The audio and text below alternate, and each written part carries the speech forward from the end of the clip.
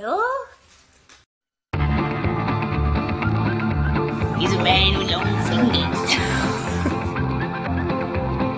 Oh, he treats me with respect. He says he This loves me is, all you know, the time. one of the things that I definitely wanted to confront with this record is I wanted some of the songs to be a lot faster, because I felt with doing the last album live, I felt like the show only kind of worked in a very daytime kind of afternoon setting. And it was all like, dee dee dee, ooh, the sun is shining, yeah, let's put Lily on at 2 in the afternoon and she'll stay there forever. So I wanted to kind of go a bit darker and faster on this record to try and not get myself, you know, headline slots at festivals, but to just try and, you know, be a bit more dancier and have a bit more of a sort of party atmosphere at the gigs. So I don't get bored as well, so I can dance on stage and jump around and get into it, and, you know, it's the music I like. It's not fair. I think you're really mean. I think you're really mean. I think you're really mean. Oh, you're supposed to care, but you never made me scream.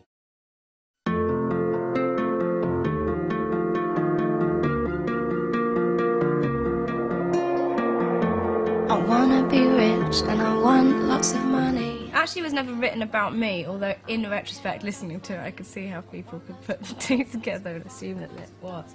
But actually, it was just written for young, you know, it makes me sad just to think of, you know, young kids just reading Heat magazine and being on gossip websites and thinking that that's what they should be aspiring to be like. And it's more just sort of, it's not even saying take it from me, but I know from being on this side that it isn't all as fun as it looks. We've all heard it a million times, people don't want to hear it, but that's the case, and it makes me sad to think that that's what our society is becoming. When do you think it will all become clear? 'Cause I'm being taken over by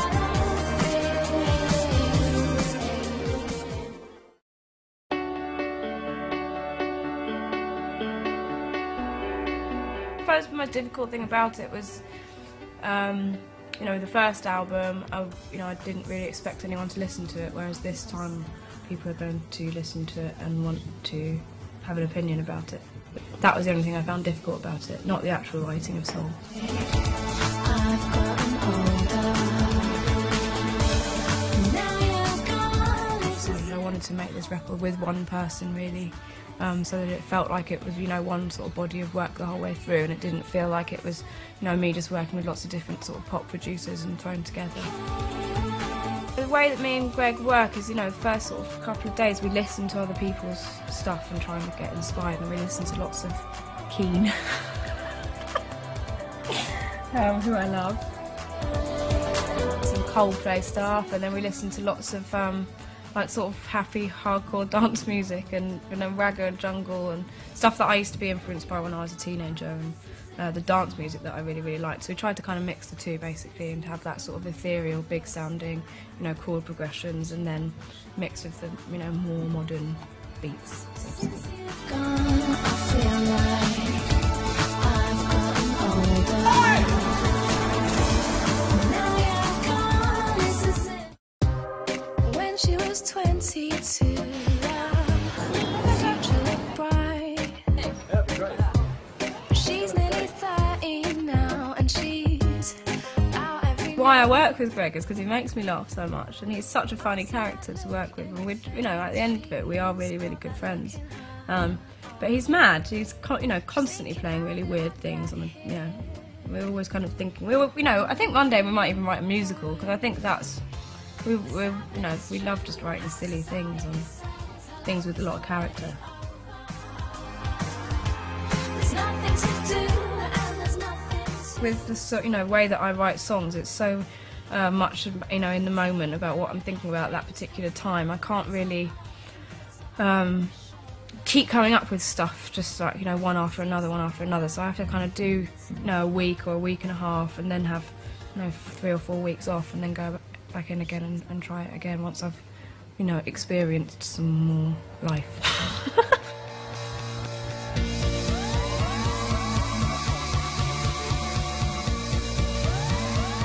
It was something that is almost sort of a trademark of mine, really.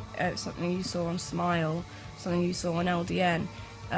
It's that thing of having such sort of positive, bouncy music and trying to counteract that with something dark and real and scary, and hurtful and upsetting and unjustified, or any of those things. And that's a lot about of what making music is about for me. I want people to just kind of hear it as if it's almost like, elevator music, like lift music, and then suddenly be like double take, like, what? Did you just say that?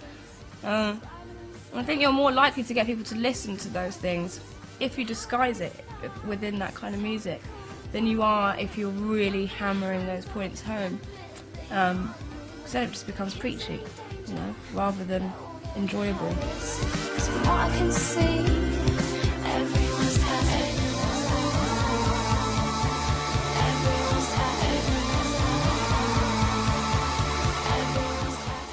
Everyone's happy. Dave! You're my wife now, Dave. You're my wife now.